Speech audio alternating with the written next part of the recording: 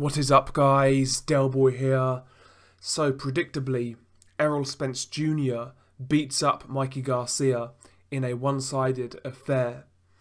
The only thing that surprised me about this fight was the fact that Garcia stuck in there until the distance, to be quite honest, because I felt Spence would stop him, but to Mikey's credit, he did show really good toughness, you know. In the second half of the fight in particular, he got hit with some monster body shots, big hard left hands to the head, and he was getting pieced up.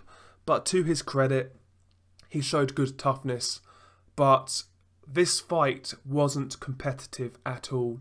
And I just hope this fight hasn't done severe damage to Mikey Garcia going forwards, because he did take a beating, let's be honest about it, and it wasn't competitive.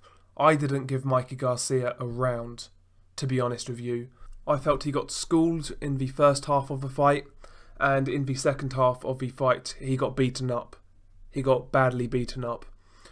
You know, in the first 3 or 4 rounds maybe, you know, Garcia, he was trying to land his right hand, and a few did land. You know, he also landed a few good jabs, but his success was few and far between. And in the first 6 rounds, Errol Spence was basically just comprehensively outboxing Garcia. You know, he was landing big shots here and there. The straight left to the body was there all night for Errol Spence Jr. and he found that shot straight away because, you know, he got his distance right almost immediately, you know. He found his range, and that straight left to the body was a brilliant shot by Errol Spence Jr.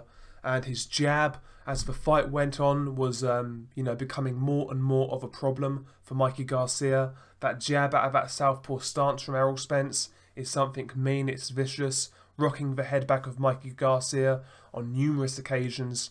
And yeah, in the first 6 rounds, you know, it was more of a boxing display by Errol Spence. It wasn't his usual, you know, more aggressive approach.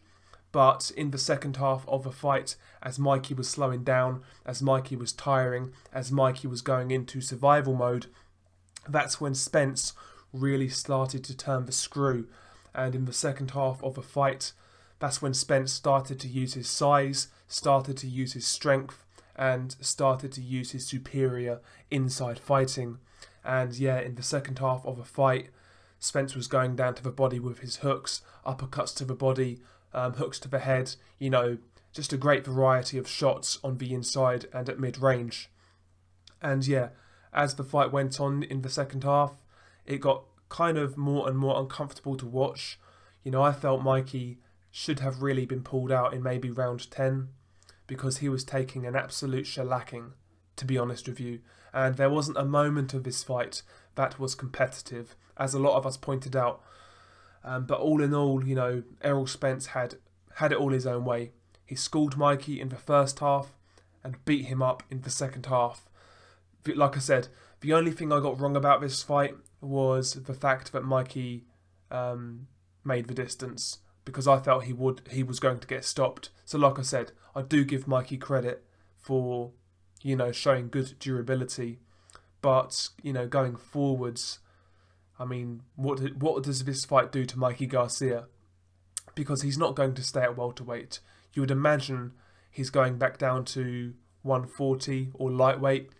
And when he's cutting weight again, you know, after the damage that's been done in this fight, and yeah, with the weight cut on top of that, I mean, is he going to be the same fighter? I'm not sure. I hope he's not damaged by this fight, to be honest. But yeah, all in all, Errol Spence done his thing. He won this fight easily. The only disappointment I have was that he didn't get a stoppage. But yeah, all in all, Errol Spence, in my opinion, you know, boxed really well. And I'm pleased he boxed in this fight for large periods, because I heard so many people say Garcia was levels above Spence in terms of boxing ability. But, you know, I never saw that as the case. I've always felt Spence is a very good technical boxer. Maintains his balance very well. World-class jab. Great timing, excellent judge of range. Listen, Spence is a joy to watch in my opinion. I like fighters who are technically sound and who, are aggressive and go for knockouts. And that's what Spence is. I like guys like Golovkin. I like guys like, Kovalev, Beterbiev. I like guys like Spence. I like guys who are technically sound and who come to fight and come to knock you out. And that's exactly what Spence is. And to me, he's a joy to watch. I love watching Errol Spence fight. Love the body work. Love the jab. Love that straight left to the body or head. It's a beautiful shot. Technically, Spence is sound as anybody. I know sometimes with Spence, he makes boxing look easy. That's how I would describe it. And as a result, I think it kind of gives people the impression that he's not as advanced as he is. But in my opinion, Errol Spence is an excellent technical boxer. And yeah, I thoroughly enjoy watching him fight. As for his future, he was talking about a Manny Pacquiao fight. I would like to see that. Alternatively, you've got Sean Porter and Keith Thurman knocking about. Maybe the winner of Danny Garcia versus Adrian Granados. I'm presuming Garcia wins that fight. There's fights out there for Errol Spence. It's basically just down to who will fight him. Maybe now Errol has been on pay-per-view, and if the pay-per-view does well, maybe he then becomes a more attractive proposition to fight. Because right now, guys like Keith Thurman and Sean Porter don't want any parts of Errol Spence Jr. So hopefully now Errol Spence has been on pay-per-view. Hopefully that kind of motivates them to fight him. In an ideal world, I want to see Spence fight Thurman. Failing that, Porter. Failing that, Pacquiao. Failing that, Garcia. That's my order.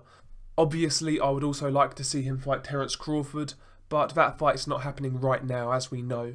If I felt Crawford was a realistic possibility, I would have him at the top of the list, actually, to be quite honest. But yeah, excellent performance by Errol Spence Jr. And I'll be honest, at welterweight, I don't think anybody beats him. I know he beat a lightweight tonight, and I know it was a mismatch, like I said it would be. But to me, Spence technically is very good. I think he's a very good fighter. And yeah, he's a handful for anybody. And as for Mikey Garcia, obviously we want to see him move down to his natural weight class of lightweight, or at least 140. I still think 140 is a stretch for Mikey Garcia.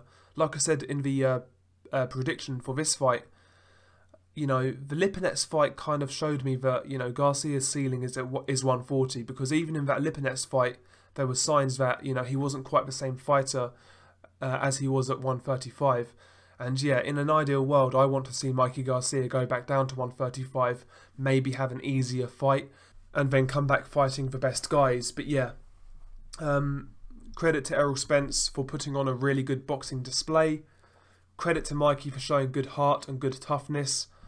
But why did he take this fight? Why? Undefeated, could have unified at lightweight.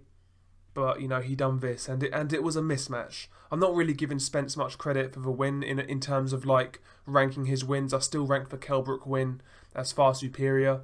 I would rank the Peterson win as better as well. These guys are welterweights. Mikey isn't. He didn't belong in there with Errol Spence Jr. as far as I'm concerned. And it was a gross mismatch. Like I said, the only thing I hope is that Mikey isn't damaged by this fight. And that's a real possibility. He took 12 rounds of punishment, and the last 6 in particular were, quite brutal, to be quite honest. But yeah, Errol Spence remains undefeated. He retains his IBF welterweight title, and, on to the next one. Let's hope either Keith Thurman or Sean Porter decide to fight him next. Share your thoughts below on the fight. Peace.